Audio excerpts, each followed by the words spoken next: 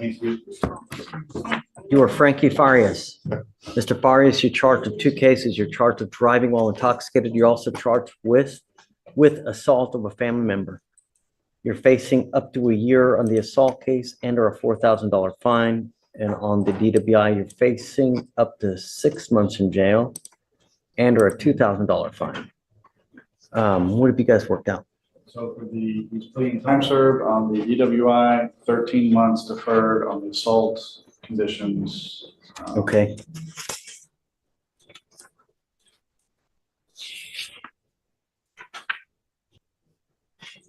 Is this how you understand this agreement? I'm sorry. You have 2 agreements on both of your cases. On the DWI, they've offered you 3 days in jail, credit for the 5 days that you've done. But you need to understand that that charge will go on your record. It's going to be there for the rest of your life. From now on, you are facing a minimum of 30 days in jail. So this time served, it's a minimum of 30 days in jail. Anytime you get pulled over, an officer's going to look at your record. They're going to see this. What do you think they're going to do if you smell like alcohol or dope? Right.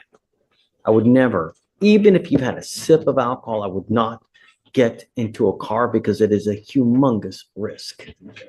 As far as the assault of a family member is concerned, you've worked out an agreement. They're offering you a 13-month deferred. Deferred is a type of probation that if you successfully complete it, you do not end up with a conviction on your record. You must understand, though, that this comes with an affirmative finding of family violence, meaning that if you ever pick up another one of these cases, even if you successfully complete the deferred, you will be looking at a 3rd-degree felony, a minimum of 2 years in prison, a maximum of 10 years in prison. You can also never own a gun or ammunition as well. You will be signing this other piece of paper here, which is a written admonition that you are ineligible to possess a firearm or ammunition as a result of this plea bargain agreement as well. What you need to understand, it's firearm is a very loose term. So you need to understand, if you don't understand what a firearm is or what a weapon is, you need to talk to a lawyer because that's one of the conditions. Do you understand? When you pick up criminal cases, there are a lot of collateral consequences, as you now see. It can impact you in ways that you never, ever see. That's why you need to strive to never pick up any kind of cases. And when you pick up multiple successive cases, it kills you. And now you're ending up with these things, with both of these.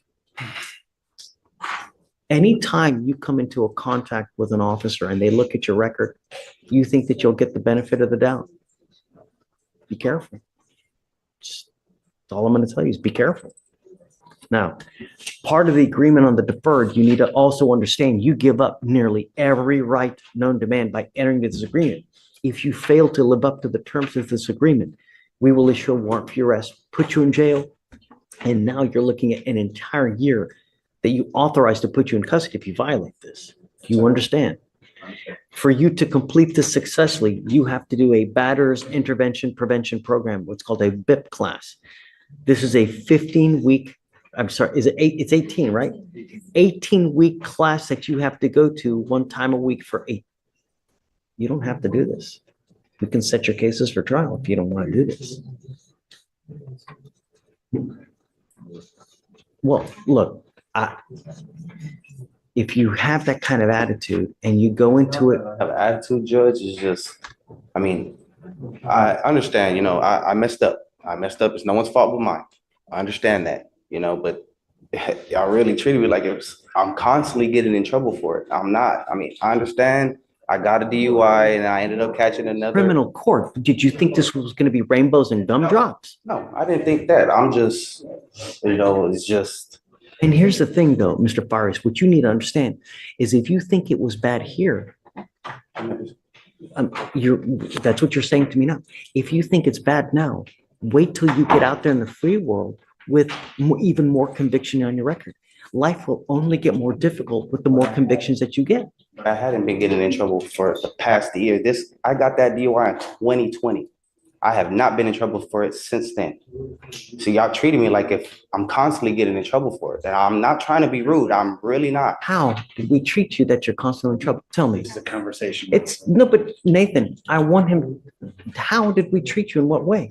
I mean, I'm not Tell saying me. y'all treating me in any way. It's just like the way you talk to me.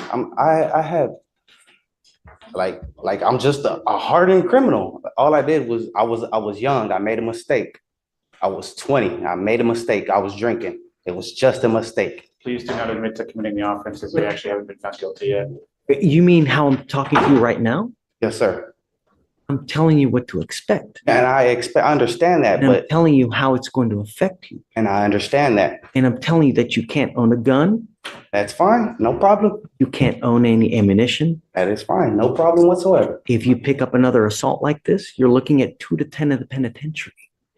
See, but I didn't assault nobody, but I You're pleading understand. guilty to assaulting. But I understand. You're I'm not going to take your agreement. If you're telling me you're not guilty, then we're not going to do it. That's how this works. You're pleading guilty and admitting that you committed a crime. Okay. If you stand up here and say that you didn't commit a crime, No, then no, you're not pleading this guilty. isn't like, it's not a game. And I'm not going to let you Understand that. plead guilty if you're not guilty. If you're not guilty, then let's try it. I'm not taking your plea of guilty if you're not guilty. That's it. You know, At this point, I politely request that we reset this case, short distance, have the client's appearance be required. well, hold on a second. I mean, the case is from 20, it's 510 days old. No, we set the case for trial today. We'll do That's that. it. And I'm not here to play games. If you're either guilty or you're not guilty, but we don't plead people guilty when they're not guilty. That's not a game that we play here. And understand the way I talk to you now is in hopes that you don't pick anything up in the future, I because I haven't. do you know how many times I hear that? I'm pretty sure you hear it on an everyday basis. I'm Every- sure you do. Same. But I'm the one that I am one of those persons that means it when he says it. I'm gonna hit the pause button. You This- pick up a case in 2020 and now you pick up a case in 2023. I'm gonna hit the pause button here. What you're getting upset about is actually the language that the judge is required to say. He's not admonishing you about anything special about your case. He doesn't care anything about you, but what you're pleading guilty No, to carries you're- with it these consequences. I understand. If you plead guilty to an assault family violence, there's an affirmative finding of family violence, as was explained to you. A second offense is automatically a third-degree felony. Third-degree felony punishment range is 2 to 10. If it's a strangulation, it's now 2 to 20 because it's a second-degree felony. This is automatic, has nothing to do with you, only has to do with what you're pleading guilty to. The DWI is similar in concept. If you plead guilty to DWI today and get convicted, which is what you're planning on doing, the second one is automatically a Class A misdemeanor with a maximum punishment of a year in county or a $4,000 fine. That has nothing to do with the facts of your case and your level of guilt. It's just the fact that you are pleading guilty. At the same time, I don't like this conversation. We're walking away and we're going to have a later court date. So you go over here. So if you want to continue on the DWI and tee up the assault, we can do that as well. No, Judge. With him, we're not doing any pleas. At your request, we'll set the case for trial. I'd ask for 30 days. I'll have a conversation with Totally. him. And if he wants to do the plea, we can do the plea.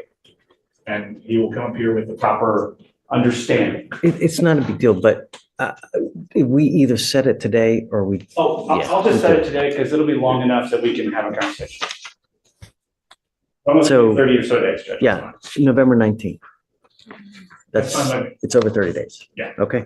It's not that, it's just that I don't remember when Thanksgiving is. Which is a week or two after that, so we're fine.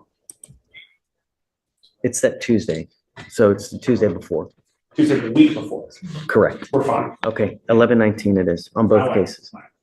Is Ramona in the back? Do I need to go talk to her? Yes, no. Well, I'll tell them, but don't let Oh, them leave. Nathan, you're fine. It's a good day. Thank you, Ramona. You're welcome. Who said my name? Yeah. This is Mr. Wiley, another plea, Your Honor. It's not a big deal. Good morning, Mr. Wiley. Good morning, sir. Mr. Wiley, you're charged with failure to identify oneself to a peace officer while being a fugitive from justice. That makes it a Class A misdemeanor. You're facing up to a year in jail and or a $4,000 fine. You guys have worked out an agreement. They're offering you 3 days in Harris County Jail. How much credit does he have? 71 days. 71 days credit that you already have. You're giving up a lot of rights by entering this agreement. You give up the right to a trial, right to compel witnesses to testify on your behalf, confront and cross-examine your accusers. If you're not a citizen, there are possible immigration consequences. You can be deported, excluded from the country, denied naturalization. You give up the right to appeal. Once you accept this agreement, you can never change this or undo this. It will go on your record and you can't take it off. Is this what you want to do? Yes, sir. You need to also understand, Mr. Wiles, that from now on, you will be facing a minimum of 90 days in jail for any cases that you pick up. Do you understand? Dealing with the same exact. If you pick up cases in the future, it's a minimum of 90 days in jail. Is this what you want to do? How do you plead to the offense, sir? I will find you guilty, sentence you to 3 days in jail, give you credit for the 71 days you've done. I will roll your call costs, you won't owe anything, and good luck to you, sir. Thanks. Thanks, sir. Good morning, ma'am. Ma'am, you were charged with theft. You're facing up to 6 months in jail and or $2,000 fine. You're going to do probable cause. You have the right to remain silent. Anything you say can or will be used against you. You have the right to have an attorney present. If you cannot afford one, one will be appointed to you, ma'am. Yes, Judge. On September 8th, 2024, an officer was dispatched to a target in Harris County, Texas regarding a theft. Upon arrival, the officer met with the complainant, the loss prevention manager, who advised the defendant had stolen from the business. The complainant advised that the defendant had entered the business with no merchandise and with a small pink fanny pack on her person. The defendant was then observed going to the style department and began making selections at the merchandise and then began going into the business fitting room. The defendant exited the fitting room and the style merchandise was not seen, and the defendant dumped the merchandise on the rack in the fitting room. The defendant was then observed going to the jewelry department, and the complainant advised the defendant was observed quickly selecting Kendra Scott jewelry, and the defendant went to the beauty department and was advised that she began selecting Kendra Scott jewelry and hair care department merchandise. And the defendant then went to the home department and then the chemical aisle and began concealing merchandise into the small pink fanny pack and began walking towards the front of the store. The defendant passed all points of sale without rendering payment for the items, and the total amount taken was $103.92. And where did you say this is from? At Target. Got it. Okay. Ms. De La Cruz, I'm going to find that there's probable cause to go forward with your case. How old are you, ma'am? 19. What do you do for a living? I go to school, Where do you go to school? Pima Medical Institute. Okay. Are you working as well? Not currently. Who do you live with? My parents. Are they here today with you? Okay. Like I said, I'm going to find probable cause to go forward with your case. I'm ordering you now as a condition of your bond not to go to any Target stores whatsoever. You were given a free bond, so we let you out of jail. And that's how you're here before me. You're not going to get another one. If you pick up a new case, if you go to any Target or do something you're not supposed to, I will revoke the bond, put you in jail. You will not get any more PR bonds, and it's going to go way higher than it is now. Do you understand? Did you want to apply for a court-appointed lawyer, man? Okay, we will give you an application. I'm going to have you go to Victoria, sign a reset. After that, we'll have you take a seat in the jury box. Do not leave until you sign our bond conditions out, okay? Where do I go for it? First, we're going to have you sign a reset, and then we need to give you an application for an appointed lawyer. I need to know everything about you, and then we'll have you take a seat in the jury box. Please. Good morning, Mr. Javed. Good morning. Sir, you're charged with terroristic threat or a family or a household member. That allegation kicks it up to a Class A misdemeanor, so you're facing up to a year in jail and or a $4,000 fine. We're going to do probable cause. You have the right to remain silent. Anything you say can or will be used against you. You have the right to have an attorney present. If you cannot afford one, one will be appointed to you, sir. Yes, Judge. On October 8th, 2024, in Harris County, Texas, an officer was dispatched to meet with a firefighter at 3515, a residence in Harris County, Texas. The officer met with the complainant, who stated she got into an argument with her husband, the defendant. The complainant stated the defendant had been threatening to kill the complainant's family in Pakistan and to kill her in the past. In 2023, she called the police, but no report was made because she was afraid of retaliation. The complainant stated they have talked about who the defendant knows in Pakistan and believed the defendant could do something to her family to have them killed. The complainant stated the defendant made these threats to her and her family to control her. When the complainant called for police on October 8th, the defendant told the complainant if she called the police, the complainant knew the consequences, while making a circle in his hands, gesturing as if to strangle the complainant. So there's also felony retaliation. Yes, Your Is Honor. this within what you just said now, or is it something else that happened? Because I know it arises out of the same, but was there any more overt action that was done other than spoken word? All right, Your Honor. Let me check the DIMS.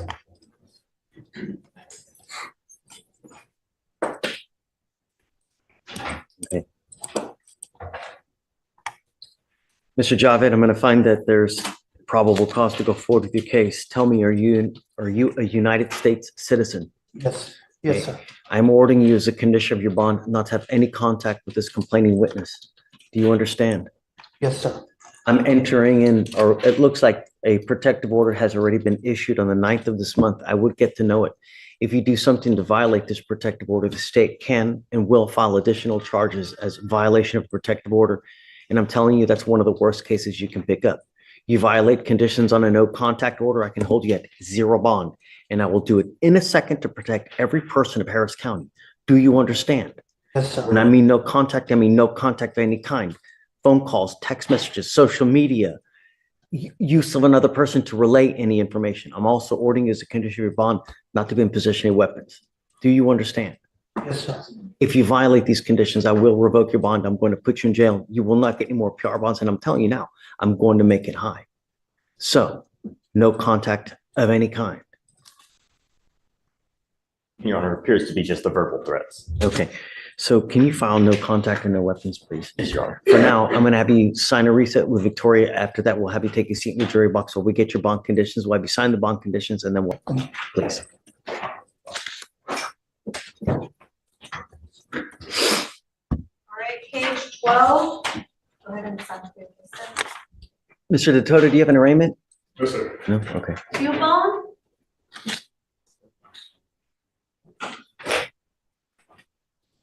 All right, Judge page 19, Perkins, come on up. Silence all cell phones.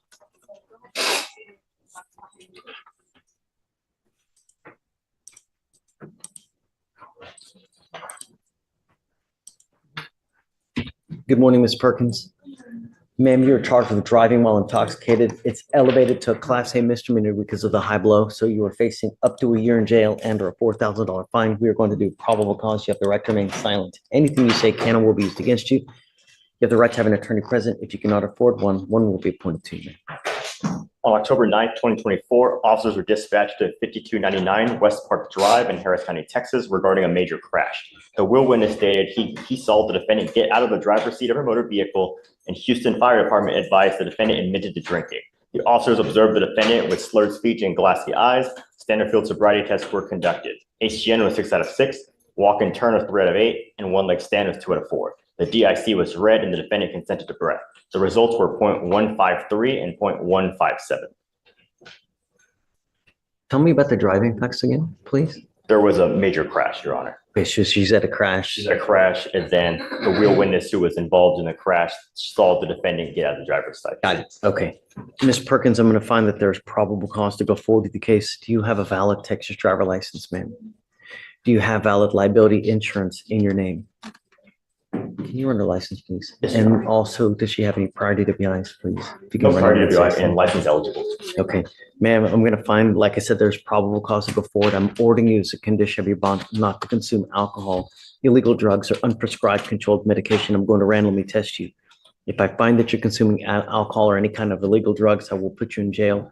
I'm going to revoke your bond. You will not get any more PR bonds. Do you understand? How old are you, ma'am? You're 20. What do you do for a living? Where do you work? Mom shells. Who do you live with? No, with mom, dad, or by yourself? Okay. Can you afford a lawyer? How much money do you make a month? Okay. Is that all you're doing now, or are you doing anything else in school or anything? Okay, I'll have you. Let me see that. Need you to fill out an application for me for an appointed lawyer and I'll take a look at it. If you qualify, I'll provide you with a lawyer today. For now, I'm gonna have you go to Victoria, sign a reset. After that, we'll have you take a seat in the jury box while you fill out the application, then I'll take a look at it, okay? You will need to meet with the pre-trial for your bond conditions, so don't leave until you do that, okay? Please.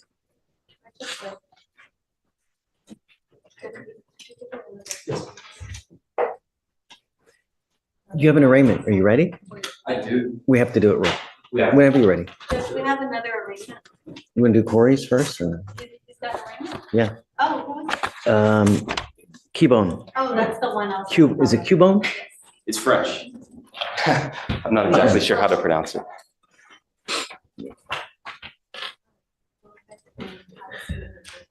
How do we pronounce your name, ma'am? Cubone. Ma'am, you're charged with theft. You're facing up to 6 months in jail and or a $2,000 fine. We are going to do probable cause. You have the right to remain silent. Anything you say can and will be used against you, okay? Yes, Judge. On September 18, 2024, the officer was dispatched to a Walmart in reference to a theft in Harris County, Texas. The officer made contact with the loss prevention manager, who stated he followed the defendant in pink nurse scrubs within the business as she was pushing a shopping cart and concealing in a black backpack several items she took from the shelves of the business. The defendant observed the defendant pay for the items in the cart at the self-checkout, pass all points of sale, and exit without paying for the items she had loaded in the backpack. The complainant stopped the defendant outside the exit doors and confronted her about the concealed items.